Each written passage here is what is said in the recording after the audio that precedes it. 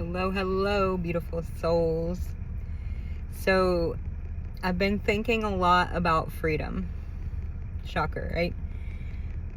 And I want to talk about the time between when you are aware of what's going on with you, the things that you may not love. You're aware of your shit, basically, but you still are doing it and you can't figure out why. You can't figure out how to stop. And I have a few examples from my own life where it's like we're told that we're free. And, on certain levels, we definitely are free. But, like, one example is whenever I was drinking. So when I was drinking a lot, like half of my day would be spent thinking about, like, feeling guilty about what I had done, feeling guilty that I had drank even though I knew I didn't really want to. And then the other half of the day was spent figuring out when I was going to get my next drink, or drinking and making more things to feel guilty about, right? So during that time, it felt like I was trapped, like I was enslaved to myself. And so with that, whenever you want to stop, it's easy, right? The answer is to not drink, But whenever you're not drinking and all you're doing is thinking about drinking, you're still, not free. Your mind is not free. You know what I mean? Another example of this is whenever I was, yelling all the time. So the first few years of motherhood, I just thought that that was normal. And that's, the denial aspect of it. There's nothing wrong with yelling all the time. When I became aware that it was affecting my kids and it was hurting my kids, and that, whenever I got honest with myself that I didn't like being yelled at, there was a gap in between knowing that I didn't want to be that way and actually being something different.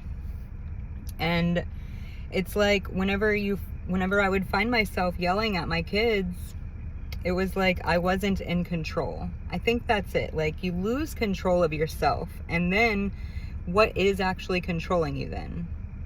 That's the thing.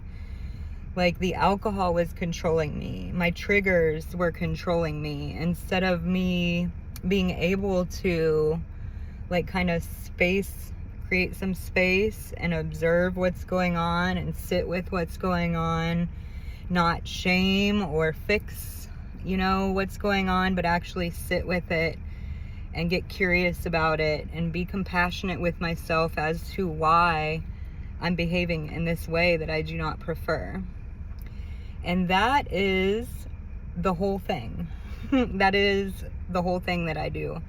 It is this shift from judging yourself and being critical and shaming yourself or making yourself do something because you're scared. Maybe you want to quit drinking because you know it's going to kill you. That's out of fear, instead of you want to quit drinking because it's good for you to not drink, Or with the yelling, I want to stop yelling because I don't, I'm scared my kids are gonna not like me, versus I want to not yell because I want them to have a safe place, sort of thing. There's a very slight difference between doing it from fear and doing it out of love for yourself and love for the people around you. So that's one of the main shifts. And the other one is instead of coming at it from criticism or shame, you want to come at it with curiosity. Really get curious about why you're doing the things that you're doing. Like, what is it? It is serving a purpose. What purpose is it serving? And then finding another way to have that purpose served without the behavior that you do not prefer. And this is what I do in my subscription portal. It's like, it's a practice. It's an everyday, all day practice of you observing yourself and getting curious instead of criticizing and judging. And it takes a minute to shift because it's been ingrained in us to be critical, to, you know, like, guilt is okay. It tells you whenever you're not in alignment with what you value. It's like whenever I yell at my kids or drink a bunch and do some stupid stuff, I would feel guilty. And that is telling me, hey, you're acting in a way that's not in alignment with what you value. But instead of internalizing that and saying, I'm a bad person because I'm doing this, you get curious about why. Why is this happening? Like, why is this trigger happening? And with yelling at the kids, it's normally like whenever they were being like really loud, that wasn't allowed whenever I was a kid. So it feels unsafe inside of my body, but it's not actually not safe. So that's some work that you get to do inside of yourself. Like, hey, I know that this feels unsafe right now, but actually everything is fine. Like, this is not an emergency. I can't tell you how many times I've had to tell myself this is not an emergency right now, because the inside of my body feels like it is. And then when that happens, that's when the outburst happens. So this is what we do in my community, my subscription on Facebook. Right now I'm running last year's self-love challenge, which is a lot about like separating from your thoughts, observing yourself, and switching into a more curious approach instead of critical. And in a little more than 2 weeks, I'm going to be starting a whole new self-love challenge, and this is what we're going to be doing. There's master classes in there too that go over this, and then little like 3 to 5 minute videos of actually how to regulate in real time whenever you wake up in the morning and it feels like everything's not okay, how to get yourself okay, assuming that things are actually okay.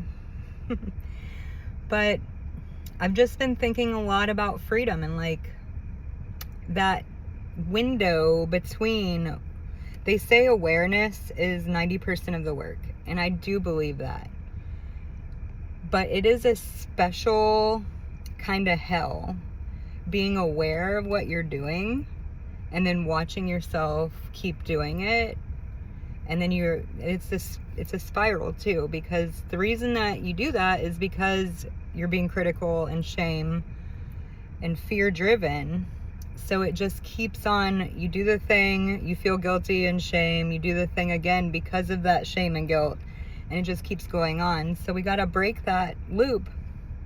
And instead of shaming yourself for doing that thing, have compassion for yourself and get curious about it. And this is what I do in there every day, is show you it in real life, talk about it in theory, and we practice it. And that's how it gets better, is by one moment at a time, taking it and shifting it.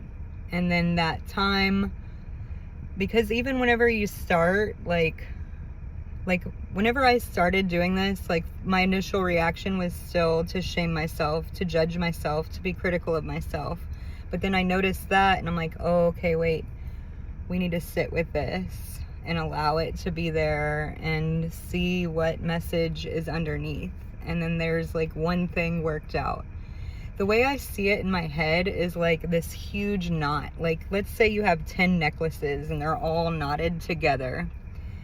And it's like, to get that knot out, it's not just one move that's going to make it all better. It's like you pull it a little bit here, you pull it a little bit here, you pull it a little bit here, and here and here, over and over. And then eventually, wow, that feeling of no more knot.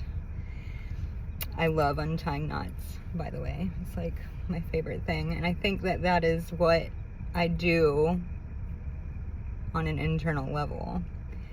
And it is a practice. So patience with yourself is so important, because if you guilt yourself for guilting yourself, which I've done over and over again, that's okay.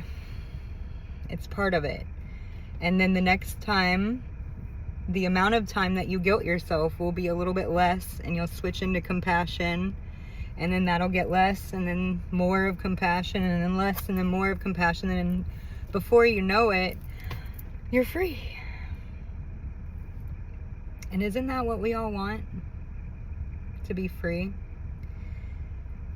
So just think about that. How free are you actually? Like, if you want to do something and nobody wants to go with you, can you go do it? If you want to be a kind, compassionate, loving mother, can you not yell? Can you not, like, freak out? It's an interesting journey. So if you want in on this, you can subscribe. It's $9.99 a month, and there's all kinds of good stuff in there to help with the liberation and your sovereignty, and practices that really hone in on being there for yourself. That's what I want to teach everybody, is how to be there for yourself so that you can be free.